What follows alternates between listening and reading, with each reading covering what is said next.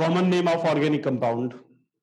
ठीक है, देखिए इनिशियली जो अर्ली साइंटिस्ट थे, पहले क्या देखा कि बहुत limited number of organic compound known है।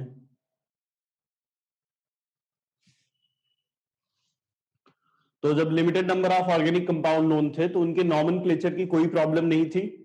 जैसे जैसे ऑर्गेनिक केमिस्ट्री का डेवलपमेंट होता गया और बहुत सारे कंपाउंड डिस्कवर्ड होते गए, तो हमें एक सिस्टमैटिक नॉमेनक्लेचर की जरूरत थी, जिसको बाद में international union of pure and applied chemistry IUPAC ने रूल बताए कि इन रूल्स के थ्रू हम ऑर्गेनिक कंपाउंड का नॉमेनक्लेचर करेंगे। लेकिन हम बात कर रहे हैं कॉमन नेमिंग की, ट्रिवियल नेमिंग की। मैं नॉमेनक्लेचर को दो पार्ट में डिवाइड कर देता हूं, एक कॉमन नेम और एक IUPAC नेम। जो कॉमन नेम है वो क्या था, इनिशियली जो कंपाउंड थे बहुत कम मॉलिक्यूल थे, तो जब बहुत कम मॉलिक्यूल थे तो उनके नॉमेनक्लेचर की प्रॉब्लम नहीं थी। ठीक है, तो हमने क्या किया, कुछ कंपाउंड ऐसे थे जिनका नॉमेनक्लेचर हमने किया on the basis of source. कोई भी ऑर्गेनिक कंपाउंड जिस सोर्स से मिल रहा था उसके बेसिस पर उसका नॉमेनक्लेचर कर दिया गया। जैसे CH4 है, मेथेन, इसको मार्स गैस कहते थे। अब इसको मार्स गैस क्यों कहते थे, क्योंकि ये मार्सी एरिया में मिलता था। ठीक है, जैसे CH3COOH है, इसको एसिटिक एसिड, एसिटिक एसिड को क्योंकि ये एसिटम, एसिटम कहते हैं विनेगर को, तो ये विनेगर या एसिटम में मिलता था, इसलिए इसका नाम रख दिया एसिटिक एसिड। HCOOH, इसको फॉर्मिक एसिड कहा। फॉर्मिक एसिड क्यों, क्योंकि ये फॉर्मिका या जो रेड आंट है उनको फॉर्मिका कहते थे और उनके अंदर ही एसिड प्रेजेंट होता था, इसलिए इसका नाम फॉर्मिक एसिड रख दिया।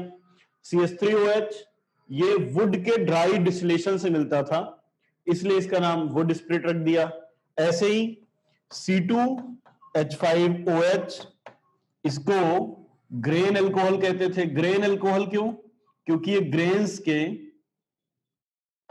फर्मेंटेशन से मिलता था। तो क्या किया गया, क्या देखा, शुरुआत में लोगों ने क्या किया, कोई भी ऑर्गेनिक कंपाउंड जिस सोर्स से मिल रहा है उस सोर्स के बेसिस पर नॉमेनक्लेचर कर दिया गया। अब आपका क्वेश्चन हो सकता है कि सर जब IUPAC सिस्टम है तो हम फिर कॉमन नेम पढ़ क्यों रहे हैं। उसका रीजन यह है कि कुछ मॉलिक्यूल ऐसे हैं जिनके कॉमन नेम इतने पॉपुलर हैं कि उनके IUPAC से ज्यादा हम उनके कॉमन नेम यूज करते हैं। बुक्स में जैसे आप CH3COOH का IUPAC नेम एथेनोइक एसिड है, लेकिन हम नॉर्मली एसिटिक एसिड यूज करते हैं। फॉर्मिक एसिड, इसका मेथेनोइक एसिड है, लेकिन बुक्स में भी नॉर्मली फॉर्मिक एसिड ही लिखा होता है। तो कुछ कंपाउंड ऐसे हैं जिनके कॉमन नेम इतने पॉपुलर हैं कि बुक्स में कॉमन नेम की जगह, मतलब IUPAC की जगह कॉमन नेम यूज किया जाता है, इसलिए हमें कॉमन नेम पढ़ने हैं। ठीक है, अब कुछ मॉलिक्यूल ऐसे थे जिनका नॉमेनक्लेचर किया गया on the basis of name of discoverer. जिस साइंटिस्ट ने डिस्कवर किया उसके नेम के बेसिस पर, जैसे RMGX, ग्रिग्नार्ड रिएजेंट, बहुत ही फेमस कंपाउंड है।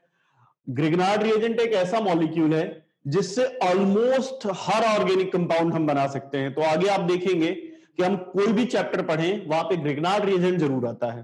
ठीक है, सो वेरी इंपॉर्टेंट कंपाउंड। अब इसको विक्टर ग्रिग्नार्ड ने डिस्कवर किया था, तो उनके नेम के बेसिस पर इसका नाम रख दिया गया ग्रिग्नार्ड रिएजेंट। जैसे R2CuLi, गिलमान रिएजेंट, गिलमान साइंटिस्ट था जिसने डिस्कवर किया। और भी है जैसे R2ZN, इसको फ्रैंकलैंड रिएजेंट कहते हैं। फ्रैंकलैंड रिएजेंट क्यों, क्योंकि फ्रैंकलैंड एक साइंटिस्ट था जिसने इसको डिस्कवर किया। ठीक है, तो नेम ऑफ डिस्कवरर के बेसिस पर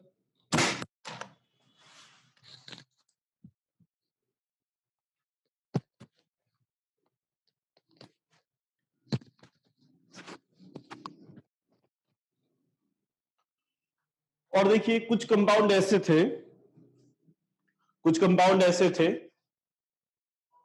हाँ हाँ PDF भेजेंगे। ठीक है, ये सारी PDF मैं आज ही आपके साथ शेयर कर दूंगा। ठीक है, मैंने इनको बोला था, शायद किया नहीं होगा, तो लास्ट क्लास वाली, आज वाली जो भी हम PDF में पढ़ रहे हैं वो PDF में शेयर कर दूंगा। अब on the basis of nature, ठीक है, नेचर का मतलब कि उसके टेस्ट के बेसिस पर, जैसे ये मॉलिक्यूल है ग्लाइकॉल। अब ग्लाइकॉल इसका क्यों रखा, क्योंकि ये ग्लाइकस था टेस्ट में। ग्लाइकस मतलब होता है स्वीट, तो ये स्वीट था टेस्ट में, इसलिए इसका नाम ग्लाइकॉल रख दिया। ठीक है, नॉमेनक्लेचर ऑफ हाइड्रोकार्बन। पहले अपन हाइड्रोकार्बन का नॉमेनक्लेचर देखेंगे, फिर हाइड्रोकार्बन डेरिवेटिव्स का देखेंगे। हाइड्रोकार्बन क्या है? कोई भी ऐसा कंपाउंड जिसमें सिर्फ हाइड्रोजन और कार्बन प्रेजेंट है, उसको हम हाइड्रोकार्बन कहेंगे। और हाइड्रोकार्बन डेरिवेटिव क्या है? अगर उससे हाइड्रोजन हटा करके कोई भी फंक्शनल ग्रुप जोड़ दिया जाए तो वो जो कंपाउंड बनेगा उसको हम कहेंगे हाइड्रोकार्बन डेरिवेटिव। ठीक है, तो एक एक करके देखते हैं। पहले हाइड्रोकार्बन का नॉमेनक्लेचर, फिर हाइड्रोकार्बन डेरिवेटिव का। और ये हम हाइड्रोकार्बन का कॉमन नेम डिस्कस कर रहे हैं। तो देखिए, तीन चीजें होंगी जब कॉमन नेम लिखना होगा, एक प्रीफिक्स, रूट वर्ड और सफिक्स। अब हाइड्रोकार्बन में अगर हम एल्केन लिख रहे हैं तो एल्केन जो होंगे उनका सफिक्स होगा एन। तो फिक्स हो गया कि सफिक्स तो एन ही होगा।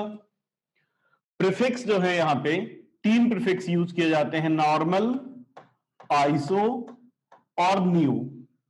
कब नॉर्मल यूज करेंगे, कब आइसो यूज करेंगे, कब नियो यूज करेंगे, ये मैं आपको बताऊंगा। बट तीन प्रीफिक्स हैं, एक नॉर्मल, आइसो, नियो। सफिक्स तो भैया फिक्स हो गया कि सफिक्स तो हर बार एन ही होगा। प्रीफिक्स भी फिक्स हो गए कि आइदर नॉर्मल, आइसो और नियो। अब बचा रूट वर्ड। तो रूट वर्ड क्या बताएगा? रूट वर्ड यहां पर बताएगा number of carbon in organic compound. जितने कार्बन होंगे टोटल, वो बताएगा रूट वर्ड। अच्छा, यहां पे एक बेसिक डिफरेंस है कॉमन नेम और आईयूपीएसी नेम में। जब हम कॉमन नेम पढ़ते हैं तो root word total number of carbon होता है। जब हम आईयूपीएसी पढ़ते हैं तो वहां पे रूट वर्ड केवल मेन चेन में नंबर ऑफ कार्बन है। तो ये ध्यान रखिएगा, जब कॉमन नेम लिखना है तो हमें पूरे ऑर्गेनिक कंपाउंड में जितने कार्बन है सबको इंक्लूड करना है। ठीक है, अब रूट वर्ड क्या होगा? तो जैसे अगर आपके पास एक ही कार्बन है CH4, तो एक कार्बन के लिए रूट वर्ड होगा मिथ।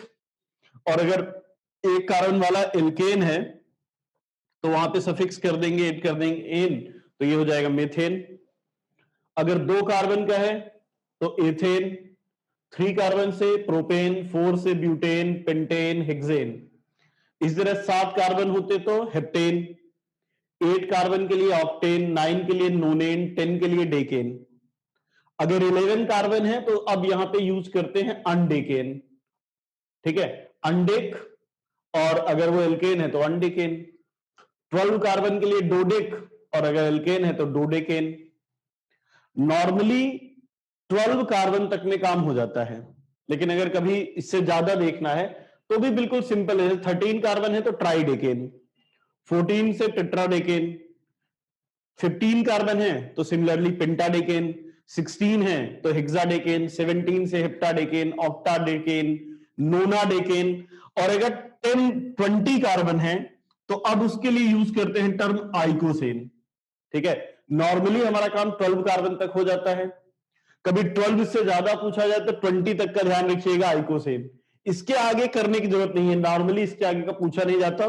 फिर भी ये ध्यान रखिएगा कि 20 के बाद जो 30 के 30, 40, 50, 16 के मल्टीपल है, उनके लिए क्या यूज करते हैं? जैसे मान लीजिए 30 है तो 30 ऑनवर्ड्स हम यूज करेंगे कोंटेन टर्म। कैसे? 30 के लिए हम यूज करेंगे ट्रायाकोंटेन। अगर 40 है तो उसके लिए हम यूज करेंगे टेट्राकोंटेन। 50 के लिए पेंटाकोंटेन, 60 के लिए हेक्साकोंटेन। ऐसे ही अगर 70 होता तो हेप्टाकोंटेन, 80 के लिए ऑक्टाकोंटेन, 90 के लिए नोनाकोंटेन। राइट, तो 10 के जो मल्टीपल्स हैं 30 ऑनवर्ड्स, उनके लिए कोंटेन टर्म यूज करते हैं। अब जैसे यहां पे देखिए, 40 के लिए हमने टेट्राकोंटेन यूज किया है, 50 के लिए पेंटाकोंटेन। अगर 100 कार्बन हो जाएं तो उसके लिए हम हेक्टेन यूज करते हैं। मान लो जैसे 54 है तो 54 के लिए क्या लिखेंगे हम? तो देखो, 50 के लिए क्या लिखेंगे? पहले तो 50 के लिए देख लीजिए क्या लिखते हैं हम। 50 के लिए पेंटाकोंटेन, और 4 के लिए क्या लिखते हैं? टेट्रा। तो इसका नाम हो जाएगा टेट्रा,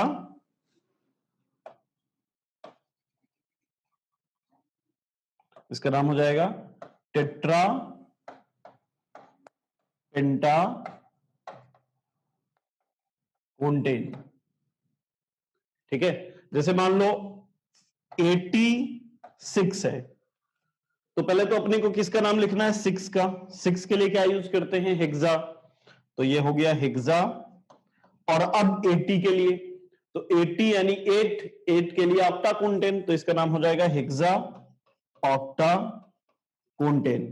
बट एक्चुअली हमें इतने की जरूरत नहीं है, हमारा काम तो 20 तक में ही हो जाएगा, 20 की भी जरूरत नहीं पड़ती। नॉर्मली जो कंपाउंड होते हैं 11 12 तक आप याद रख लीजिए, बहुत है।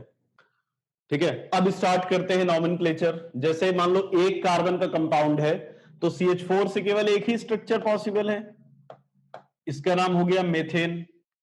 अब अगर हम C2H6 लेते हैं, तो C2H6 से भी केवल एक ही स्ट्रक्चर पॉसिबल है, CH3CH3, इसका नाम हो गया एथेन।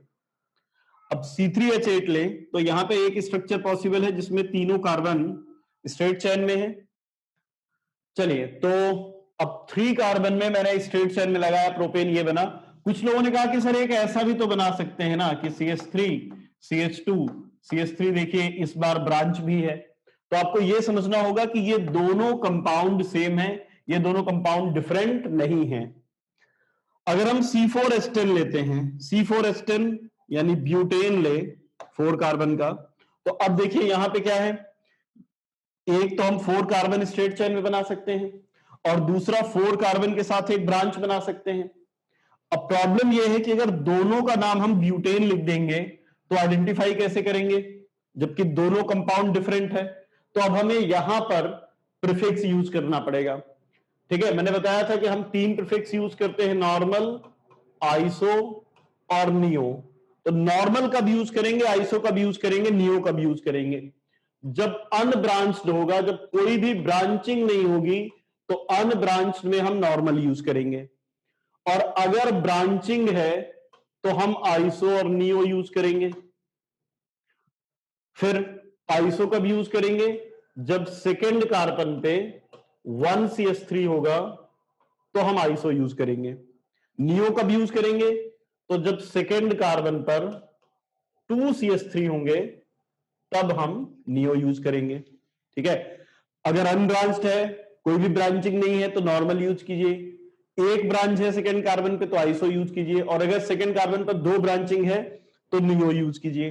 तो अब इन दोनों को डिफरेंशिएट करने के लिए हमने ये अनब्रांच था इसलिए नॉर्मल यूज किया, यहां पे ब्रांचिंग है इसलिए isobutane, normal butane and isobutane. Next देखिए, अगर C5H12 है, तो अब C5H12 में क्या पॉसिबिलिटी है, एक तो हम 5 कार्बन स्ट्रेट चेन में बना सकते हैं विदाउट ब्रांच, एक तो हमने ये बनाया, इसमें कोई भी ब्रांचिंग नहीं है। दूसरा बना सकते हैं 5 कार्बन के साथ एक ब्रांच, और 5 कार्बन को यूज करके हम बना सकते हैं 3 कार्बन की मेन चेन ले लेते हैं जिसमें 2 ब्रांच है। तो अब देखिए, जो अनब्रांच्ड है उसके लिए हम प्रीफिक्स यूज करेंगे नॉर्मल, तो फर्स्ट वाला हो जाएगा नॉर्मल पेंटेन।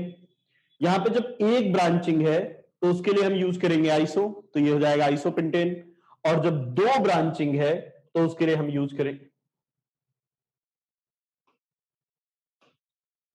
जब 2 ब्रांचिंग है तो उसके लिए हम यूज करेंगे neopentane, normal pentane, isopentane and neopentane. Okay, clear है क्या यहां तक? ठीक है, बिल्कुल सिंपल सा कॉन्सेप्ट है। अनब्रांच के लिए नॉर्मल, एक ब्रांचिंग है तो आइसो, और 2 ब्रांचिंग है तो नियो। अब यहां पे आपको एक क्वेश्चन करना है, आइडेंटिफाई स्ट्रक्चर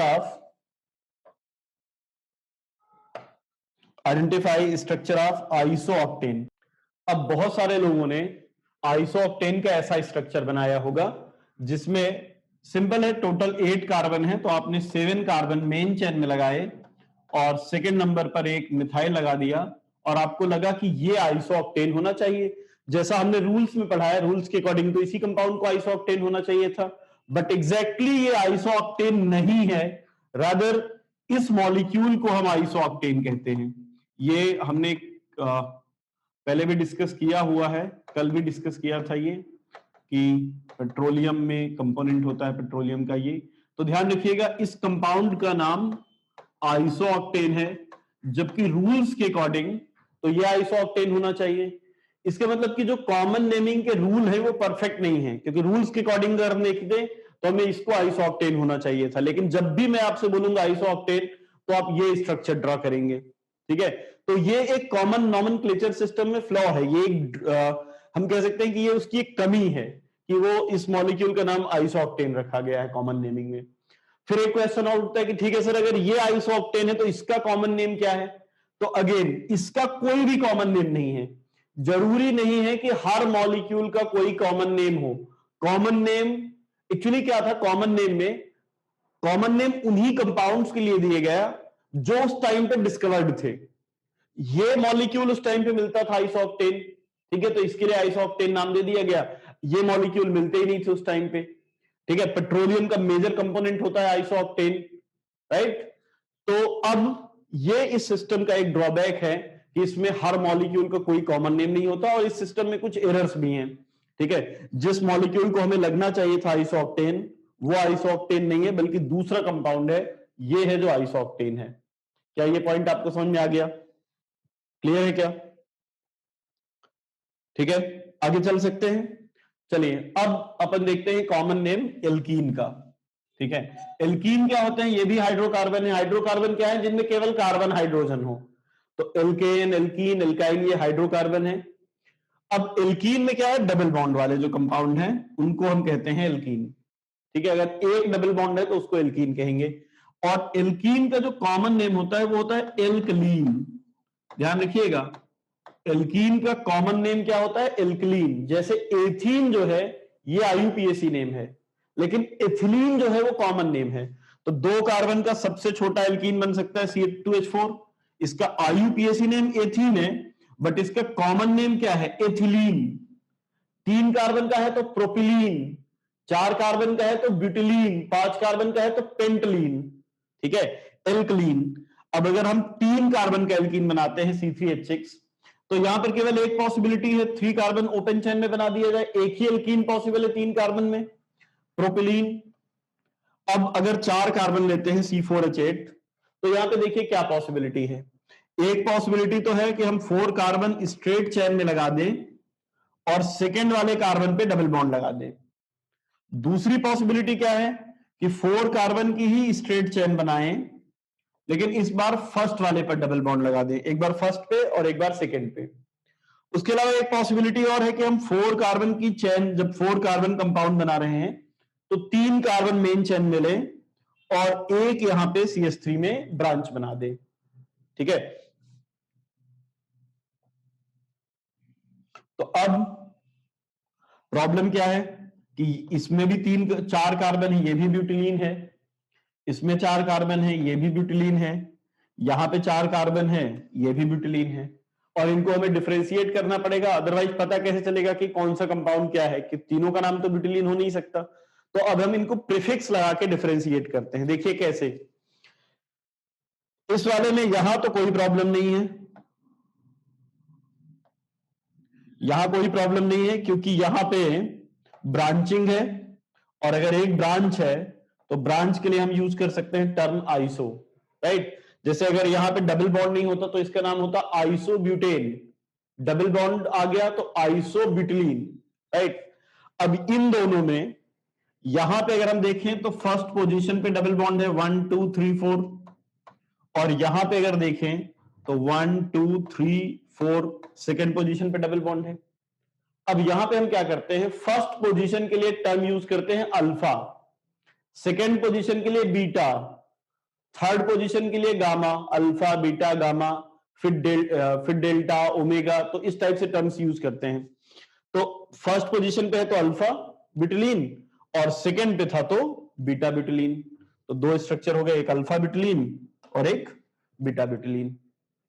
नेक्स्ट देखिए, एल्काइन का जो नॉमेनक्लेचर है वो देखें अगर हम, तो जो सबसे छोटा एल्काइन है, सबसे छोटा एल्काइन मतलब मिनिमम कितने कार्बन को यूज करके हम एल्काइन बना सकते हैं, तो मिनिमम 2 कार्बन से कम में आप एल्काइन नहीं बना सकते। अगर आपको ट्रिपल बॉन्ड बनाना है तो आपको मिनिमम 2 कार्बन चाहिए। अच्छा, जो सबसे कम कार्बन वाला कंपाउंड होता है ना, उसको हम सिंपलेस्ट कहते हैं।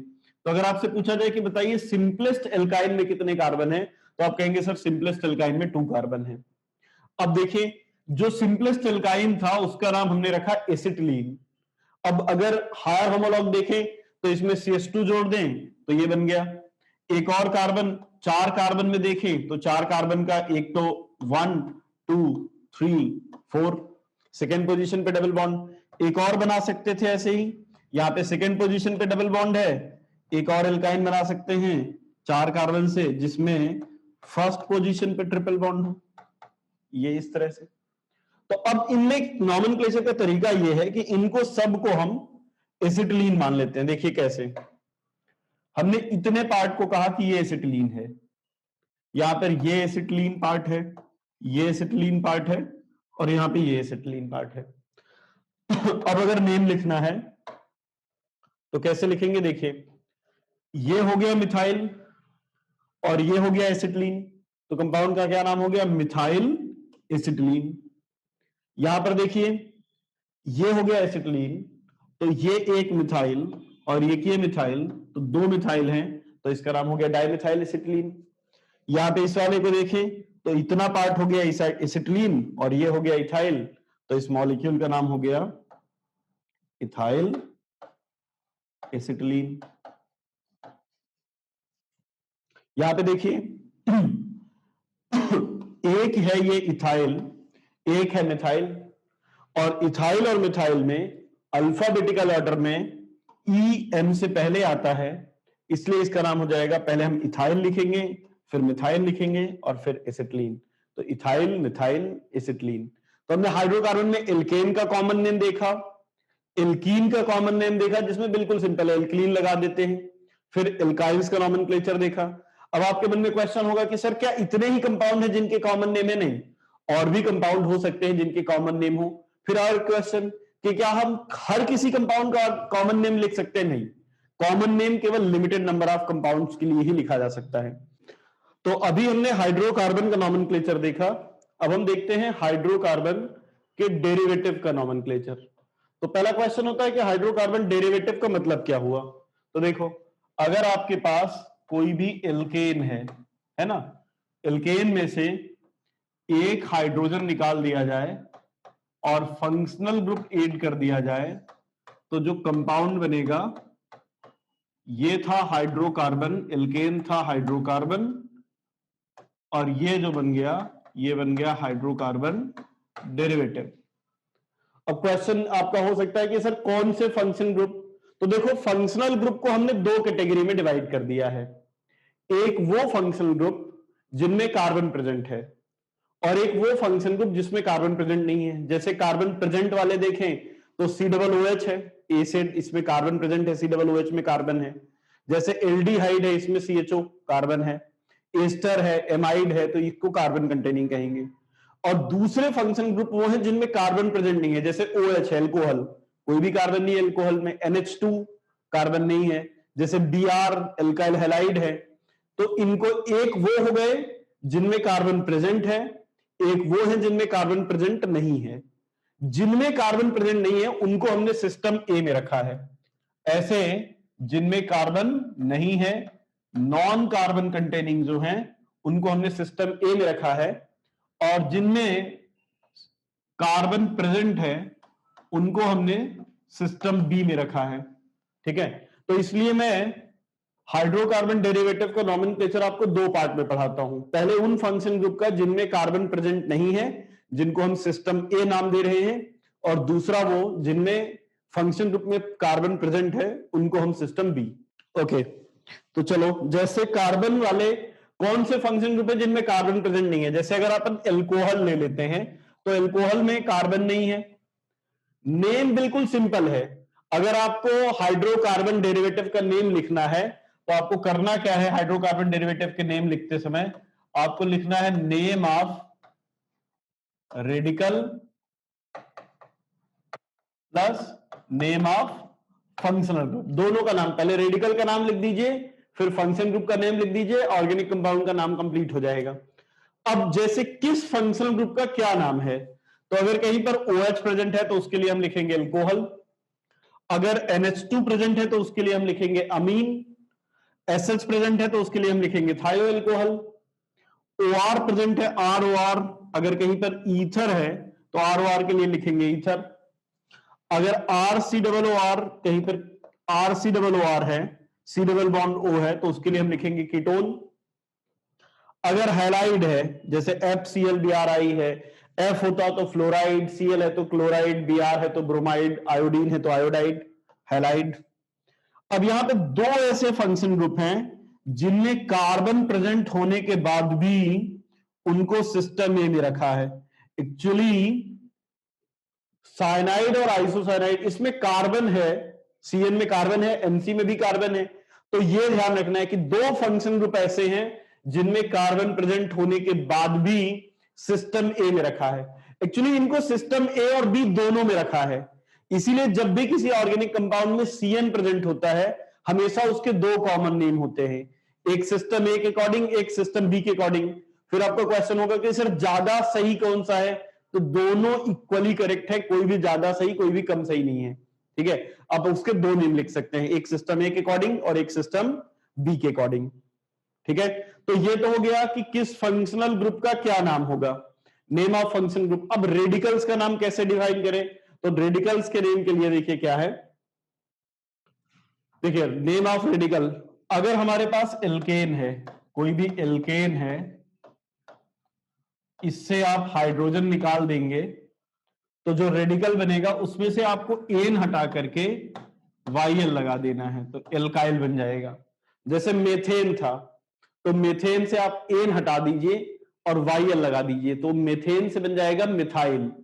एथेन है तो एन हटा के YL लगा दीजिए, बन जाएगा इथाइल। प्रोपेन से एन हटाइए YL लगा दीजिए तो प्रोपाइल, ठीक। जैसे CH4 है मेथेन, एक कार्बन का एल्केन, अब अगर इससे हाइड्रोजन हटा दिया जाए तो ये बचेगा CH3, तो इसका नाम हो जाएगा, मेथेन से बना है तो इसका नाम हो जाएगा मिथाइल।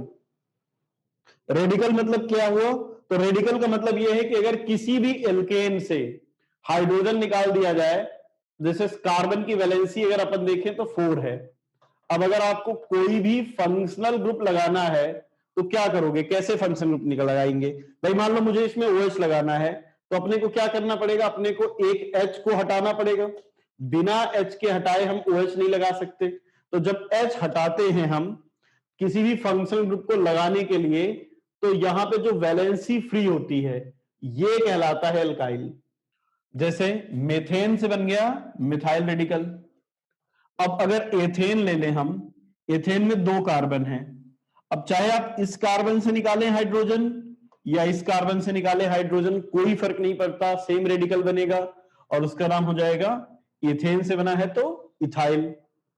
अब देखो अगर हम प्रोपेन ले लें CH3 CH2 CH3, तो अगर प्रोपेन लेते हैं तो यहां पे 2 पॉसिबिलिटी हैं।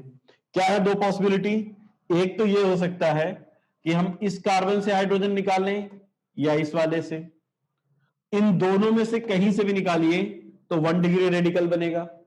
एक दूसरी पॉसिबिलिटी यह है कि आप बीच वाले कार्बन से हाइड्रोजन निकाल सकते हैं, तो यहां पे 2 डिफरेंट टाइप के रेडिकल बनेंगे। अब अगर आप किनारे वाले से किसी से निकालते हैं तो ये रेडिकल बनेगा और बीच वाले से निकालते हैं तो ये रेडिकल बनेगा जो कि 2 डिग्री रेडिकल है। अब दोनों में अगर आप देखेंगे तो 3 कार्बन है, मतलब दोनों का नाम प्रोपाइल होना चाहिए, ऊपर वाला भी प्रोपाइल और नीचे वाला भी, ये वाला भी प्रोपाइल है और नीचे वाला ये वाला भी प्रोपाइल है, पर दोनों रेडिकल का नेम सेम तो नहीं हो सकता, दोनों के नेम डिफरेंट होने चाहिए। तो इनको नेम को डिफरेंशिएट करने के लिए क्या किया, ये जो अनब्रांच्ड है उसके लिए हमने नॉर्मल यूज किया कि इसमें कोई भी ब्रांचिंग नहीं है, तो ये हो गया नॉर्मल प्रोपाइल, ठीक है। अब यहां पे अगर हम देखें तो ये रेडिकल कैसा है, आप बताइए जरा, जिस कार्बन पे वैलेंसी फ्री है वो प्राइमरी रेडिकल है या सेकेंडरी रेडिकल है, प्राइमरी है या सेकेंडरी, केवल ये बता दीजिए। सेकेंडरी रेडिकल है। हम क्या करते हैं कि अगर 2 डिग्री रेडिकल है कहीं पर तो उसके लिए नॉर्मली यूज करते हैं सेकेंडरी, अगर कहीं पर रेडिकल 3 डिग्री है तो उसके लिए हम टर्म यूज करते हैं टर्सरी। और अगर 1 डिग्री है तो उसके लिए हम 3 में से कोई भी एक लिखते हैं, नॉर्मल लिखते हैं, आइसो लिखते हैं और नियो लिखते हैं। 1 डिग्री के लिए नॉर्मल, आइसो या नियो में से कोई एक लिखते हैं। ठीक है, तो अब नॉर्मल कब लिखते हैं? जब अनब्रांच्ड होता है। आइसो कब लिखते हैं? नॉर्मल कब लिखेंगे? जब कोई भी ब्रांचिंग नहीं है, तब नॉर्मल लिखेंगे। आइसो कब लिखते हैं? जब सेकेंड लास्ट पे 1CH3 होता है तो आइसो लिखते हैं, और जब सेकेंड लास्ट पे 2CH3 होते हैं तो नियो लिखते हैं। तो उस हिसाब से अगर देखा जाए तो ये तो 2 डिग्री था, तो इसका नाम लिखा होना चाहिए था क्या? Secondary propyl. बट ध्यान रखिएगा, अगेन कॉमन नेमिंग में ये एक फ्लॉ है, कॉमन नेमिंग की एक प्रॉब्लम है। इसको लिखना चाहिए था सेकेंडरी प्रोपाइल, बट इसको हम लिखते हैं आइसो प्रोपाइल। क्वेश्चन पूछा जाता है which of the following common name is incorrect, और अगर उसमें सेकेंडरी प्रोपाइल लिखा है तो ध्यान रखिएगा सेकेंडरी प्रोपाइल इनकरेक्ट नेम है, it should be named as isopropyl, right. और ये जो है ये इस लॉ का तो वायलेशन हो गया, और यही तो कॉमन नेमिंग में फ्लॉ है, यही तो कॉमन नेमिंग का एक ड्रॉबैक है, और इसीलिए हमें एक परफेक्ट सिस्टम चाहिए था विच इज IUPAC सिस्टम। तो ब्यूटेन में आपको पता है C4H10, ठीक है, 4 कार्बन के साथ 10 हाइड्रोजन है। तो अब यहां पे क्या पॉसिबिलिटी है? एक पॉसिबिलिटी तो ये है कि हम इस तरह से स्ट्रक्चर बनाएं, 4 कार्बन स्ट्रेट चेन में CH3 CH2 CH2 CH3। अब यहां पे फिर से 2 पॉसिबिलिटी हैं। क्या एक पॉसिबिलिटी ये है कि हम इन दोनों कार्बन से अगर हाइड्रोजन निकालेंगे तो सेम रेडिकल बनेगा, और अगर हम इन दोनों से निकालेंगे तो सेम रेडिकल बनेगा। क्या आपको यह बात समझ में आ गई कि कौन से 2 ऐसे कार्बन हैं जिनसे बनने वाला रेडिकल सेम है? तो ये 2 कार्बन ऐसे हैं जिनसे बनने वाला रेडिकल सेम है। अब अगर हम किनारे वाले में से किसी से भी निकालते हैं, जैसे इन दोनों में से निकाला, तो जो रेडिकल बनेगा CH3 CH2 CH2 CH2 radical बना। ये बीच वाले कार्बन से अगर हमने हाइड्रोजन निकाला होता तो जो रेडिकल बनता वो कैसा होता? CH3 CH2 CH और CH3, ये 2 बने। अब नॉर्मल ब्यूटेन के अलावा 4 कार्बन से हम एक और ब्यूटेन बना सकते हैं। देखिए कैसे। हम हो सकता है इसमें 4 कार्बन की चैन ना बना के 3 कार्बन की मेन चैन बनाएं और साथ में एक ब्रांच बना देते हैं ऐसा, ठीक है। अब इससे 2 पॉसिबिलिटी है। क्या 2 पॉसिबिलिटी है? एक तो आप इन तीनों में से किसी एक कार्बन से हाइड्रोजन निकाल सकते हैं, सेम रेडिकल बनेगा। आपने इन तीनों में से किसी से एक से निकाला तो जो बनेगा वो ऐसा होगा CH3 CH3 CH CH2 radical. और अगर मान लीजिए आपने बीच वाले कार्बन से रेडिकल निकाला, इस कार्बन से, तो ये कैसा बनेगा? CH3 CH3 CH3, और इस कार्बन पे वैलेंसी फ्री है। क्या आपको यहां तक समझ में आ गया कि ये 4 रेडिकल बन जाएंगे? मतलब एक बात क्लियर है कि C4H10 से अगर एक हाइड्रोजन निकाला जाए और उससे हम C4H9 बनाएं तो C4H9 के हम 4 पॉसिबल स्ट्रक्चर्स बना सकते हैं। C4H9 के 4 पॉसिबल स्ट्रक्चर्स होंगे। अब प्रॉब्लम है इन चारों का नेम तो ब्यूटाइल है, ब्यूटेन 4 कार्बन है ना, तो सबके सब ब्यूटाइल होने चाहिए। ये भी ब्यूटाइल, ये वाला भी ब्यूटाइल, ये भी ब्यूटाइल, और ये वाला भी ब्यूटाइल। लेकिन चारों का नाम तो ब्यूटाइल हो नहीं सकता। तो डिफरेंशिएट करने के लिए देखिए हमने क्या किया। फर्स्ट वाले में देखें, अब आपको सिर्फ ये देखना है कि रेडिकल कैसा है। 1 डिग्री है, 2 डिग्री है, 3 डिग्री है। बताइए जरा कैसा है रेडिकल? 1 डिग्री, 2 डिग्री, 3 डिग्री, कैसा है ये रेडिकल? जिस कार्बन पे वैलेंसी लगी है, जिस कार्बन पे वैलेंसी फ्री है, वो कार्बन कैसा है? 1 डिग्री। और 1 डिग्री के लिए मैंने कहा था कि अगर 1 डिग्री है तो हम उसके लिए 3 चीजें यूज करते हैं, नॉर्मल, आइसो और नियो। तो यहां पे जब अनब्रांच्ड होगा तो नॉर्मल, जब एक ब्रांचिंग होगी सेकेंड लास्ट पे तो आइसो, और जब दो ब्रांचिंग होगी तो नियो। तो यहां पे मुझे क्या यूज करना चाहिए, नॉर्मल ब्यूटाइल, आइसो ब्यूटाइल या नियो ब्यूटाइल, क्या लिखे? अनब्रांच्ड है तो क्या नाम हो जाएगा, नॉर्मल ब्यूटाइल। ठीक है, अब यहां पे देखिए, आप बताइए जिस कार्बन पे वैलेंसी फ्री है वो प्राइमरी है, सेकेंडरी है, टर्सरी है, कैसा है? जिस कार्बन पे वैलेंसी फ्री है वो सेकेंडरी है, तो बिल्कुल सिंपल है, इसका नाम हो जाएगा सेकेंडरी ब्यूटाइल।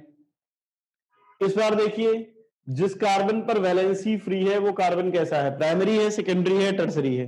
टर्सरी है, तो इसका नाम हो जाएगा टर्सरी ब्यूटाइल।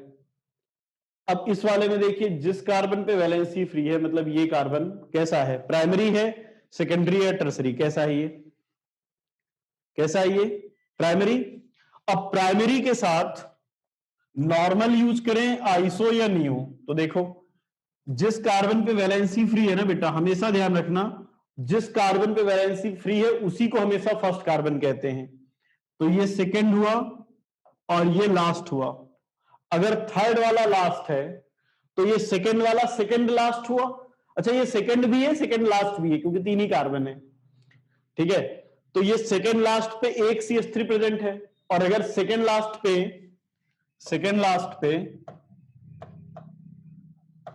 1 CH3 होता है तो इसको आइसो कहते हैं, और अगर सेकेंड लास्ट पे 2 CH3 होता तो नियो कहते हैं, और अगर अनब्रांच्ड होता तो हम आइसो कहते। अनब्रांच होता तो नॉर्मल, तब इसका नाम क्या हो जाएगा, iso butyl. Normal butyl, normal butyl, secondary butyl, iso butyl और टर्सरी ब्यूटाइल। तो ब्यूटेन के 4 डिफरेंट रेडिकल पॉसिबल हैं। ठीक है, अच्छा एक और देखिए, एक और एग्जांपल ले लेते हैं। जैसे अगर हमारे पास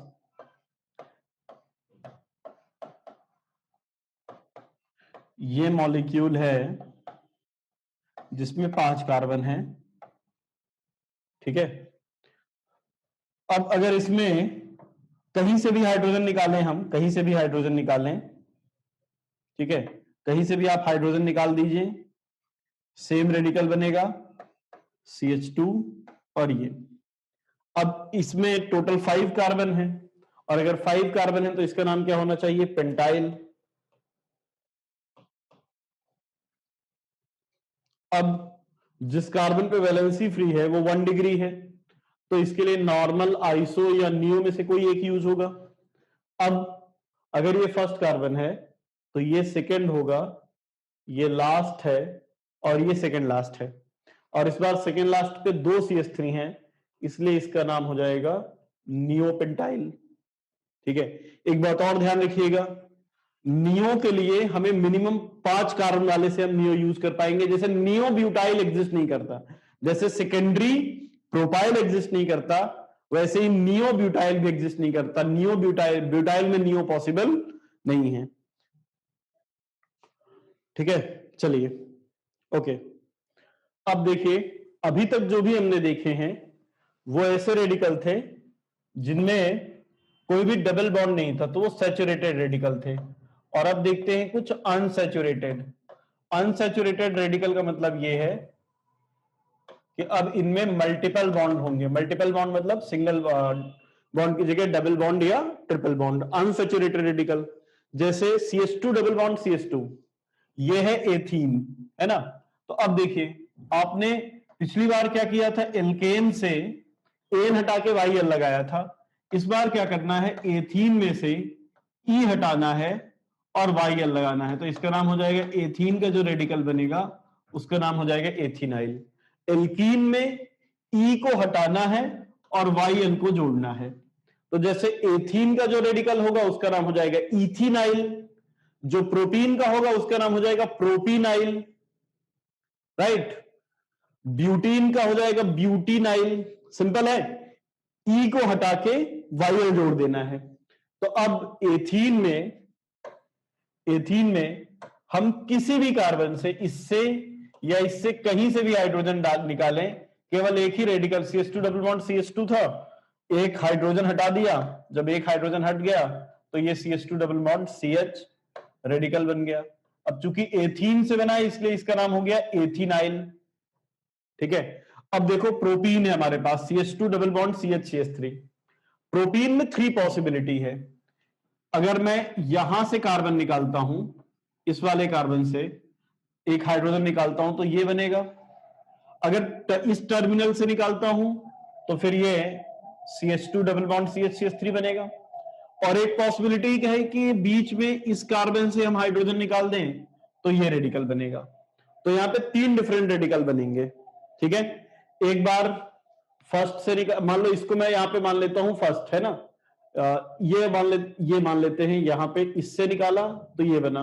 ठीक है, ऐसे इससे निकालने पर ये वाला बन रहा है। दूसरा, अगर इससे बीच वाले से निकाला, किनारे वाले से निकाले इससे, तो ये सेकंड ये वाला बन रहा है। और अगर बीच वाले से निकाल लेते हैं, बीच वाले से ये वाला हाइड्रोजन हमने निकाला, तो अगर ये वाला हाइड्रोजन निकालते हैं तो फिर ये वाला बनेगा। जैसे एल्कीन का इथीन का इथिनाइल था। ठीक, तो प्रोपीन का हो जाएगा प्रोपिनाइल, तो ये वाला भी प्रोपिनाइल, ये वाला भी प्रोपिनाइल और ये भी प्रोपिनाइल। बट तीनों का नाम प्रोपिनाइल तो हो नहीं सकता। तो डिफरेंशिएट करने के लिए देखिए क्या कहा। अभी मैंने आपको बताया था ना कि जब भी रेडिकल का नाम लिखते हैं फर्स्ट कार्बन हमेशा उसको देते हैं जहां पे वैलेंसी फ्री है। तो यहां पे वैलेंसी फ्री थी 1 2 3, 2 पे वैलेंसी फ्री है तो इसका नाम हो गया 2 प्रोपिनाइल। यहां पे देखिए वैलेंसी इस कार्बन पे फ्री है, ध्यान रखिएगा ये बात, जिस कार्बन पे वैलेंसी फ्री है गिनती हमेशा वहीं से शुरू होगी। तो 1 2 3, 1 पे डबल बॉन्ड तो 1 प्रोपिनाइल।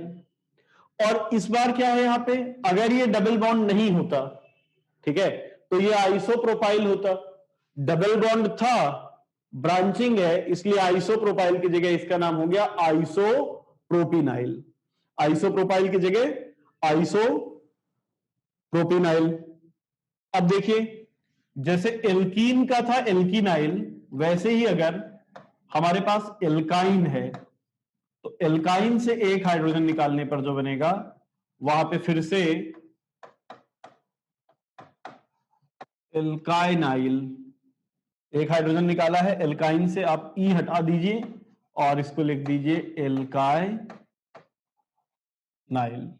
ई हटा के फिर से, जैसे यहां पे ई हटा के वाइल जोड़ा था, यहां पर भी ई हटा के वाइल जोड़ देंगे तो एल्कीनाइल का एल्कीन, एल्काइन का एल्काइनाइल, एल्काइनाइल। जैसे समझो अगर 2 कार्बन का है तो ये इथाइन है, तो 2 कार्बन वाले से जब रेडिकल बनाएंगे हाइड्रोजन निकालेंगे तो इथाइन में आपको केवल ई हटाना है, वाई एल जोड़ दिया तो इसका नाम हो जाएगा इथाइनाइल। इथिनाइल, इथाइनाइल। प्रोपीन से बना था प्रोपिनाइल, तो प्रोपाइन से बनेगा प्रोपाइनाइल। ब्यूटाइन से बनेगा ब्यूटाइनाइल। ठीक है, तो अब एथीन से बन एथाइन से बन गया एथाइनाइल। अब प्रोपाइन है ना, प्रोपाइन आपको ई हटाना है, वाई एल लगाना है। अब यहां पे देखिए प्रोपाइन में इस कार्बन पर हाइड्रोजन है और इस कार्बन पर हाइड्रोजन है, बीच वाले पे हाइड्रोजन है ही नहीं, और जब हाइड्रोजन नहीं है तो हम हाइड्रोजन निकाल भी नहीं सकते। तो यहां पे 2 पॉसिबिलिटी है, आप एक बार इससे हाइड्रोजन निकाल लीजिए, एक बार इससे हाइड्रोजन निकाल लीजिए। जब यहां से हाइड्रोजन निकाला तो आपको मिला 1 2 3, ये वाला मिला फर्स्ट वाला। और अगर किनारे वाले से हाइड्रोजन निकालते हैं इस वाले से तो ट्रिपल बॉन्ड पे वैलेंसी फ्री होती। तो अब इन दोनों का नाम क्या रख दिया, प्रोपाइनाइल, लेकिन दोनों का नाम प्रोपाइनाइल तो हो नहीं सकता। तो डिफरेंशिएट कैसे किया, फिर से देखो वैसा ही कि नंबरिंग कहां से स्टार्ट करते हैं रेडिकल, जहां पे वैलेंसी फ्री है। तो 1 2 3, 1 पे वैलेंसी फ्री, किस पे 1 पे वैलेंसी फ्री थी, और ट्रिपल बॉन्ड किस पे है 2 पे, तो इसका नाम हो गया 2 प्रोपाइनाइल। यहां पे देखिए ये फर्स्ट कार्बन, ये सेकेंड और थर्ड कार्बन, ट्रिपल बॉन्ड किस पे है, ट्रिपल बॉन्ड फर्स्ट पे है, तो इसका नाम हो गया 1 प्रोपाइनाइल। अब यहां पे एक बात ध्यान रखिएगा, ये जो हमने कॉमन नेम लिखे उसके अलावा कुछ और भी कॉमन नेम है, कुछ ऐसे भी ग्रुप है, इनमें से कुछ ऐसे भी रेडिकल हैं जिनके एक से ज्यादा कॉमन नेम है। जैसे इथिनाइल का एक और नाम है विनाइल। इनफैक्ट विनाइल इतना पॉपुलर है कि हम एथिनाइल की जगह विनाइल यूज करेंगे इसके लिए। और ऐसा हर किसी का नहीं है, कुछ के लिए है केवल।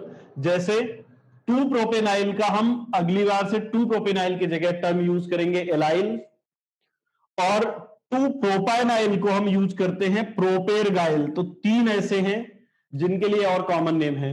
CH2 डबल बॉन्ड CH के लिए vinyl, CH2 double bond CH CH2 radical के लिए एलाइल, और CH triple bond C CH2 radical के लिए प्रोपेरगाइल। अभी हमने देखा था कि अगर एल्केन है और एल्केन से हम एक हाइड्रोजन निकाल देते हैं तो जो बनता है वो एल्काइल रेडिकल होता है। अगर हाइड्रोजन से, अगर कार्बन से एक ही कार्बन से 2 रेडिकल निकाल दिया जाए तो उसका नाम होता है, जैसे यहां पे आपने क्या किया था, एन को हटा के YL लगा दिया था तो एक वैलेंसी वाला बन गया। अब अगर कार्बन से 2 हाइड्रोजन निकाल दिया जाए तो 2 वैलेंसी फ्री हो जाएंगी। अभी आपने YL लगाया था, अब आपको इलिडीन लगाना है। एन को हटा के YL लगाया तो मोनोवैलेंट, एक वैलेंसी वाला।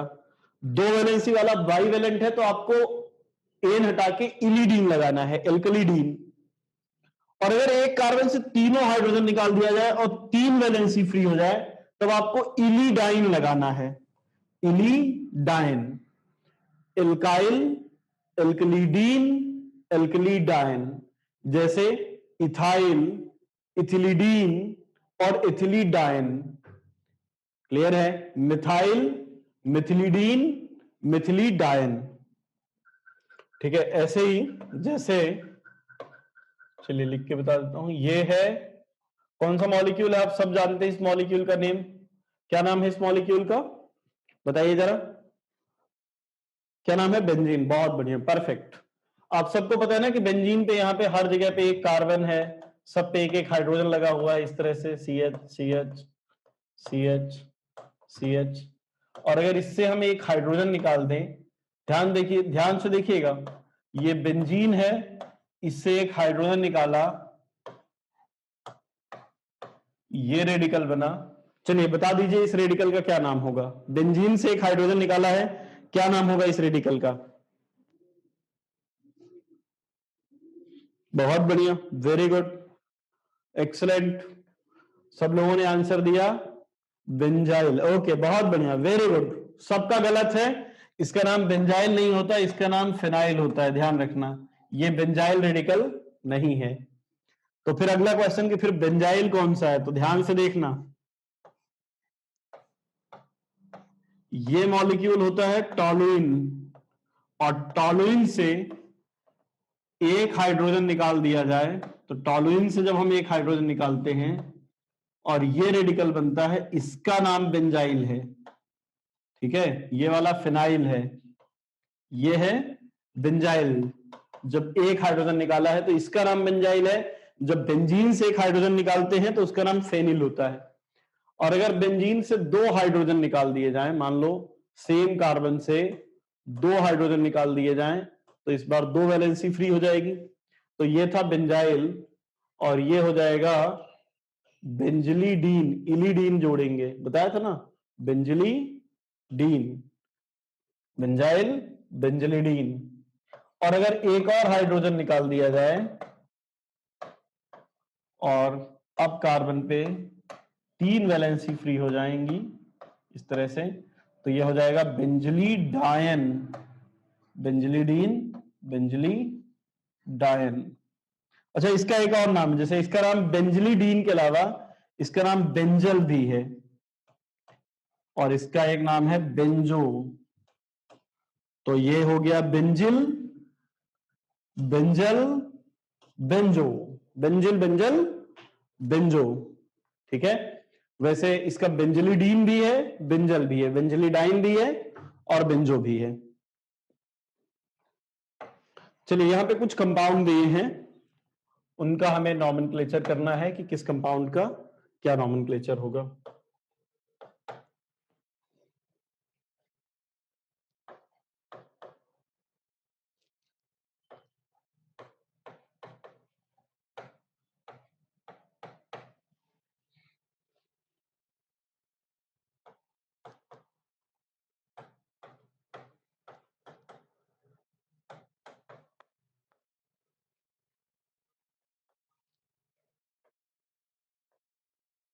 चलिए तो देखते हैं फर्स्ट वाले में अगर देखें तो अब बताइए आपको करना क्या है, सिर्फ इस रेडिकल का नाम पहचानना है और फंक्शन ग्रुप का नाम पहचानना है।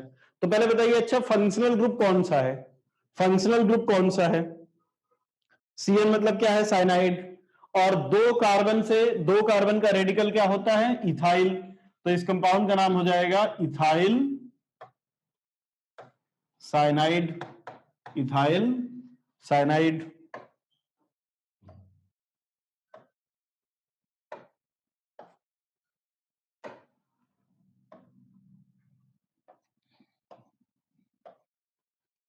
नेक्स्ट देखिए, अब यहां पे जो फंक्शन ग्रुप है वो OH है, OH होता है एल्कोहल, और जो रेडिकल है उसमें 1 2 3 और 4 कार्बन है, तो 4 कार्बन का रेडिकल क्या होगा, एथेन साइनाइड नहीं, एथेन नहीं है बेटा, ये CH3CH2 एथेन नहीं है, ये इथाइल है।